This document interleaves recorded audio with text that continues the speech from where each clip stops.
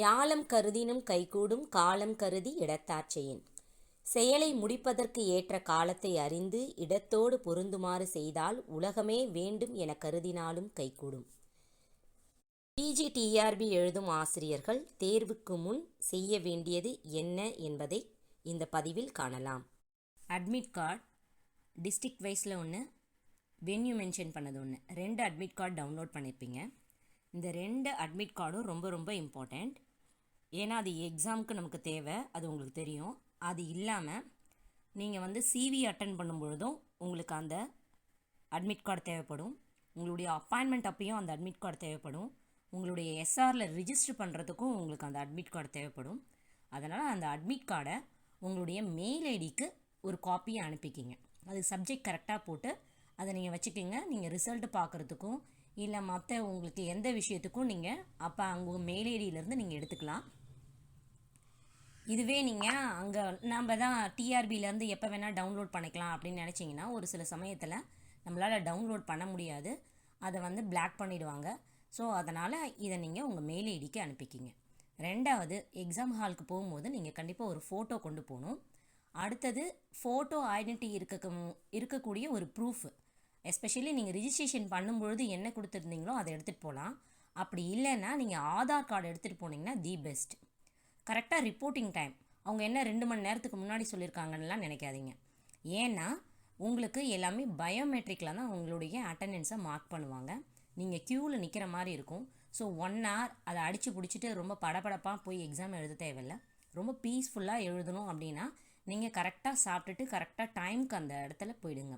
Morning 7:30நாலும் இல்லை afternoon 12:30நாலும் எந்த time reporting time கொடுத்துருக்காங்களோ அந்த டைமுக்கு ப்ராப்பராக அங்கே ரீச் ஆகிடுங்க.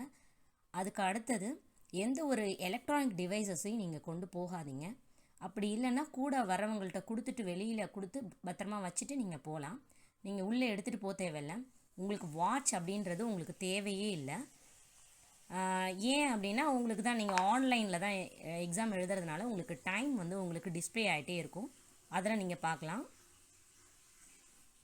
உங்களுடைய லாகின் டைம் தான் உங்களுடைய எக்ஸாம் ஸ்டார்டிங் டைம். அதனால் நீங்கள் உங்களுக்கு ஃபுல் டியூரேஷன் கிடைச்சதா, எனக்கு ஒரு 5 நிமிஷம் கிடைக்கல 10 நிமிஷம் கிடைக்கல அது மாதிரி யோசிக்கிறதுக்கு வாய்ப்பே இல்லை. நடுவில் எந்த ஒரு இன்ஸ்ட்ரக்ஷனும் இருக்காது. உங்களுக்கு பீஸ்ஃபுல்லாக நீங்கள் எக்ஸாம் எழுதலாம் உங்களுடைய கம்ப்ளீட் டெஸ்ட் முடிகிற வரைக்கும். நீங்கள் கம்ப்ளீட் டெஸ்ட் கொடுக்க முடியாது இன்பிட்வீன் டைமுக்குள்ளார. உங்களுடைய டியூரேஷன் முடிஞ்சதுன்னா ஆட்டோமேட்டிக்காக அது லாக் அவுட் ஆகும். ஸோ அது வரைக்கும் நீங்கள் அங்கே வெயிட் பண்ணி தான் ஆகணும். நெக்ஸ்ட்டு நம்ம அந்த கொஷின்ஸை எப்படி ஹேண்டில் பண்ணலாம் அப்படின்ற ஒரு டிப்ஸ் உங்களுக்கு சொல்கிறேன். இப்போது எல்லா கொஷினுக்குமே உங்களுக்கு ஈக்குவல் மார்க்ஸ் தான். அப்போது ரொம்ப சிம்பிளான கொஷின்ஸும் அதில் இருக்கும், ரொம்ப ஹார்டான கொஷின்ஸும் இருக்கும். டைம் டேக்கன் கொஷின்ஸை நீங்கள் மார்க் பண்ணி வச்சுக்கணும். அது உங்களுக்கு தான் நீங்கள் மார்க் டெஸ்ட் யூஸ் பண்ணியிருப்பீங்க, இல்லை ப்ராக்டிஸ் டெஸ்ட் உங்களுக்கு டிஆர்பியில் இருக்குது, அதை யூஸ் பண்ணி பாருங்கள். அதை நீங்கள் எப்படி நீங்கள் ஸ்கிப் பண்ணணும் அப்படின்றத நீங்கள் கிளியராக தெரிஞ்சுக்கலாம். இதை நம்ம என்ன அங்கே போய் பார்த்துக்கலாம் அப்படின்னு நினச்சிட்டு நீங்கள் விட்டுறாதீங்க. நிறைய டெஸ்ட் எழுதியிருப்பீங்க. இந்த ஒரு டெஸ்ட்டு ஒரு 5 நிமிஷம் தானே, யோசித்து அதை எழுதி தான் பாருங்கள். அந்த கொஷின் பற்றி கவலை இல்லை, நீங்கள் எப்படி ஹேண்டில் பண்ணுறீங்க அப்படின்றத பார்க்குறதுக்காக தான். அதனால் எல்லா கேள்விக்கும் ஒரே மாதிரின மதிப்பு தான் அப்படின்னும் போது நீங்கள் ஃபஸ்ட்டு சிம்பிள் கொஷின்ஸ்க்கு உங்களுக்கு 100% ஷூரிட்டி எது இருக்கோ அதுக்கான ஆன்சர்ஸை நீங்கள் அப்ளை பண்ணிவிடுங்க. அதுக்கப்புறம் ஹார்ட் கொஷின்ஸ் உங்களுக்கு தான் ஒயிட் பேப்பர் வித் பென்னு இல்லை பென்சில் உங்களுக்கு ப்ரொவைட் பண்ணுவாங்க. அதில் நீங்கள் ஏதாவது மார்க் பண்ணி வச்சுக்கிங்க. இந்த கொஷினுக்கு நம்ம பார்க்கணும், இதை நம்ம நெக்ஸ்ட்டு பார்க்கணும், அந்த கொஷின் நம்பர் மட்டும். ஏன்னா ஃபுல் டிஸ்பிளே அதில் 150 கொஷின்ஸும் தெரியாது, நீங்கள் ஸ்க்ரோல் பண்ணி தான் பார்க்குற மாதிரி இருக்கும். அதை நீங்கள் விட்டுறக்கூடாது, அதை நீங்கள் ஃபுல்லாகவே நீங்கள் பார்க்கணும். அந்த நம்பர்ஸ் நோட் பண்ணி வச்சுக்கிங்க. அந்த கொஷின் நம்பர் நோட் பண்ணிக்கிங்க. அதுக்கு என்ன நான் ஒரு 15-20 கேள்வி எழுதின பிற்பாடு அந்த கேள்விக்கான பதில் நமக்கு ஞாபகம் வரும். அப்போ நீங்கள் அதை டக்குன்னு அந்த பர்டிகுலர் கொஷினுக்கு நீங்கள் போய் ஆன்சர் பண்ணலாம். அதுக்கு அது ஈஸியாக இருக்கும். அதனால் அதை நீங்கள் அது மாதிரி அந்த ஒயிட் பேப்பர்ஸை அந்த கொஷின்ஸ் மார்க் பண்ணி வைக்கிறதுக்கு யூஸ் பண்ணிக்கிங்க. ஹார்ட் கொஷின்ஸை கரெக்டாக பிளான் பண்ணி அதை ஃபைனலாக நீங்கள் வச்சுக்கிங்க. மேக்ஸிமம் எவ்வளோ ஸ்கோர் ஃபஸ்ட்டு எடுக்க முடியுமோ அந்த மார்க் ஸ்கோரிங்கில் தான் 100% இருக்கிறதுல தான் சிம்பிள் கொஷின்ஸ் எல்லாத்தையும் ஃபஸ்ட்டு ஆன்சர் பண்ணி முடிச்சிருங்க. அதுக்கு அடுத்தது நீங்கள் கவனமாக இருக்கக்கூடிய கொஷின்ஸ் என்ன அப்படின்னு பார்த்தீங்கன்னா, அந்த இயர் பேஸ்டு கொஷின்ஸ். இந்த வருஷம் என்றைக்கு ஆர்கனைஸ் பண்ணாங்க, எப்போ இம்ப்ளிமெண்ட் பண்ணாங்க, அதை கிளியராக பார்க்கணும். இது எப்போ பண்ணலை, அந்த நாட், அதே மாதிரி அந்த இயர் அந்த ஆர்கனைஸ் பண்ணது இம்ப்ளிமெண்ட் பண்ணது அந்த கொஷின்ஸ் கவனமாக பார்த்து அதுக்கு ஆன்சர் பண்ணுங்கள். இப்போ தான் நம்ம அடித்தோம் லாஸ்ட்டாக நீங்கள் ஒரு கொஷின் ஏதாவது ப்ராக்டிஸ் பண்ணியிருப்பீங்க, அதுக்கு இருந்தது அப்படியே டக்குன்னு போட்டுறக்கூடாது. இந்த கேள்வியில் என்ன கேள்வி கேட்டிருக்காங்கன்றதை யோசித்து அந்த இடத்துல ஆன்சர் பண்ணுங்கள். அடுத்தது சைக்கலாஜிக்கல் கொஷின்ஸ் ரொம்ப ரொம்ப ரொம்ப கஷ்டமாக இருக்க மாதிரி இருக்கும், ஆனால் அது ரொம்ப ரொம்ப ஈஸி. உங்களுக்கு அந்த டேர்ம் எது புரியலன்னு நினைக்கிறீங்களோ அதை ஈஸியாக டக்குன்னு நீங்கள் ஆன்சர் பண்ணலாம். நீங்கள் யோசித்து அதை நீங்கள் அடித்து பாருங்கள், உங்களுக்கு மேக்ஸிமம் அந்த ஆன்சர் வந்து கரெக்டாக இருக்கும்.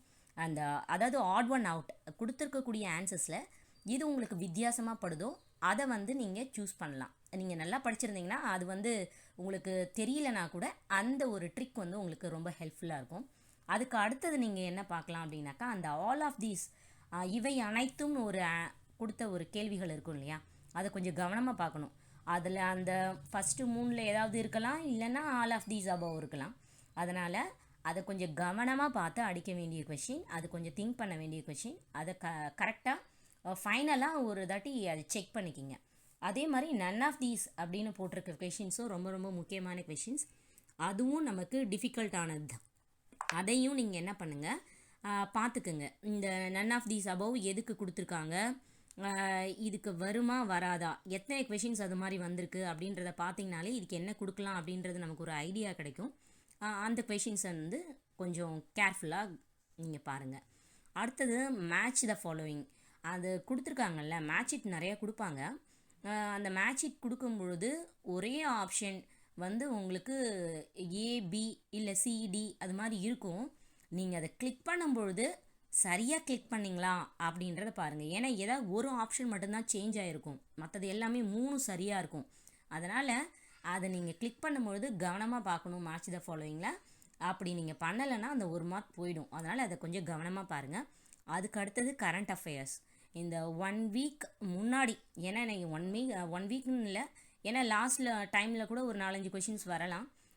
மேக்ஸிமம் நீங்கள் டிசம்பர் அண்ட் ஜான்வரி இந்த 2 மாதத்தில் நடந்த இம்பார்ட்டண்ட் ஈவெண்ட்ஸ் என்ன, ஏன்னா உங்களுக்கு டிசம்பரில் உங்களுக்கு அந்த இயர்னுடைய ஃபுல்லுமே உங்களுக்கு கிடைச்சிருக்கும் ஹிஸ்ட்ரி. அதுக்கு அடுத்தது இந்த ஜான்வரியில் நடந்த விஷயங்கள், அந்த கொரோனா பீரியடில் இருக்கக்கூடிய விஷயங்கள், அது இல்லாமல் உங்களுக்கு ஜிகே டுடே என்ற வெப்சைட்குள்ளார நிறைய குவிஸ் இருக்குது. இப்போது இந்த டிசம்பருக்கும் இந்த ஜான்வரிக்கும் இருக்கக்கூடிய கொஷின்ஸ் கொஞ்சம் அட்டன் பண்ணி பார்த்தீங்கன்னா இன்னும் கொஞ்சம் உங்களுக்கு பெஸ்ட்டாக இருக்கும். ஓகே, அடுத்தது சின்ன சின்ன கொஷின்ஸ் வந்து உங்களுக்கு ஹிண்ட் நீங்கள் யூஸ் பண்ணியிருப்பீங்க வச்சுருப்பீங்க, அது எல்லாத்தையும் இன்றைக்குள்ளார ரீகால் பண்ணிவிடுங்க. அதுக்கு அடுத்தது என்னென்ன ப்ராப்ளம்ஸ் வந்து சின்ன சின்ன ப்ராப்ளம்லாம் இருக்கு இல்லையா, அந்த ப்ராப்ளம்லாம் இப்போது டைம் இருக்குது, நீங்கள் வந்து ஒர்க் அவுட் பண்ணி பார்த்துட்டு போங்க. இது ரொம்ப நல்லா தெரியும், இதை நான் அங்கே போய் போட்டுருவேன் அப்படின்னு நினச்சிட்டு போகாதீங்க. ஒரே ஒரு முறை ரீகால் பண்ணிட்டு தான் நம்ம போகணும். அந்த பிஃபோர் எக்ஸாமினேஷன் உங்களுக்கு 12ஆம் தேதினா நீங்கள் வந்து 11ஆம் தேதிலாம் உங்களுக்கு நீங்கள் அப்போல்லாம் ரொம்ப நேரம் படிக்கக்கூடாது, நைட்டு ஃபுல்லாலாம் படிக்கக்கூடாது. நீங்கள் வந்து நல்லா ரெஸ்ட் எடுத்துகிட்டு நீங்கள் போகணும். அதனால் இந்த 10, 11 இந்த 2 நாளில் நீங்கள் அந்த நீங்கள் டே டைமை ஃபுல்லாக யூஸ் பண்ணிக்கிங்க. அதில் எல்லாத்துலேயும் நீங்கள் ரீகால் பண்ணிக்கிங்க. நல்ல டீப் ஸ்லீப் கொடுத்துட்டு அதுக்கப்புறமா நீங்கள் வந்து உங்களுடைய ரிப்போர்ட்டிங் டைமுக்கு உங்கள் ஹாலுக்கு போனீங்கன்னா ரொம்ப பீஸ்ஃபுல்லாக எக்ஸாம் எழுதுவீங்க. பதட்டம் இல்லாமல் நீங்கள் எழுதுனீங்கனாலே 100% ஷியோர் நீங்கள் எல்லாருமே கவர்மெண்ட்டில் ஆசிரியர்களாக வருவீங்க.